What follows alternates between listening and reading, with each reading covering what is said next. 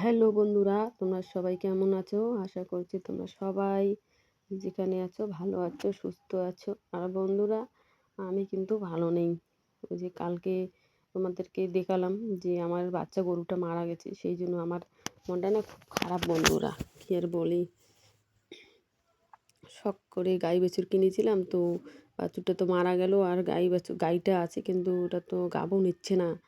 কী যে হবে, অনেক দিন হয়ে গেল, তো ওটা বিক্রি করতে হবে নাকি সেটাই জানি না।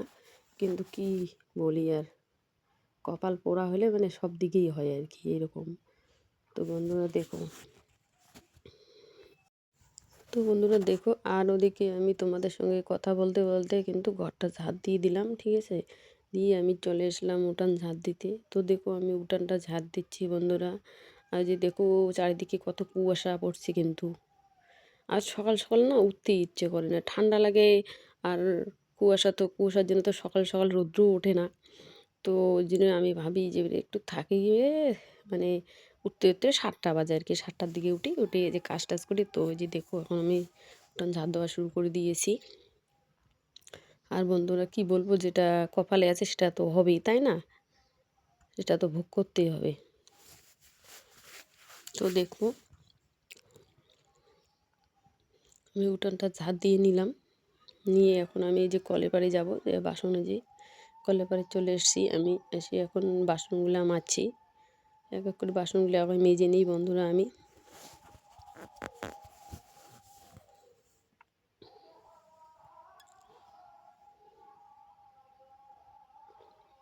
আর আমি তো তোমাদেরকে বলেইছিলাম যে নতুন বছরটার মানে নতুন সালটাও আমার মনে খুব খারাপ যাবে। কথাটা মানে মিলে যাচ্ছে বন্ধুরা, সত্যি সত্যিই। মানে দেখো আমার নতুন সালে মানে বাচ্চা গরুটা মারা গেল, আর একটা ঘটনা হয়ে গেছে, ওটা তোমাদের সঙ্গে শেয়ার করি নাই। তো ওটা শেয়ার করতে পারিনি ওদিনকে, মানে কী আর বলি, ওটা একেবারে অনেক ঝামেলায় ছিলাম আর কি, সেই জন্য করতে পারিনি। তো দেখি আমি বাসনগুলো মেজে নিলাম, নিয়ে এখন আমি এই যে ভাতের হাঁড়িটা মাজছি। ভাতের হাঁড়িটা মেজে নিয়ে তারপরে কিন্তু স্নান করবো বন্ধুরা। স্নান করে নিয়ে রান্নাঘরে যাব, গিয়ে আজকে সকালবেলা ভাত বানাবো না, শুধু পুরি বানাবো। আমি ভাবছি যে আজকে পুরি বানাবো, তো সেই জন্য। তো দেখো আমার হাঁড়িটাও প্রায় মাজা হয়ে গেছে।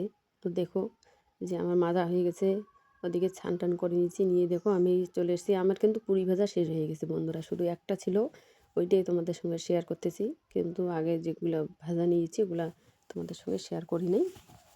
তো দেখো আমি পুরিটা ভাজা করছি আর আলু ভাজা করব। খালি পুরি তো আর খাওয়া যাবে না, আমার বড় ছেলে আবার খালি পুরি খেতে পারে না, ওকে যে কোনো সবজি বা ভাজা টাজা লাগে আর কি। তো দেখো পুরি ভাজা হলে আমি আলুটা ভাজা করে নেব, নিয়ে খাবো। এই যে দেখো আমি পুরি ভেজে নিয়েছি। আর এই যে দেখো বন্ধুরা, এদিকে আমার আলু ভাজাও কিন্তু হয়েছে। তো দেখো ওই যে আমি থালার মধ্যে পুরি নিয়েছি, নিয়ে ওই যে আলু আর শিম কিন্তু ভাজা করেছি বন্ধুরা, শুধু আলু ভাজা করে নেই। তো ওগুলা ভাজা করে নিয়ে দেখো আমি খেতে বসলাম এখন।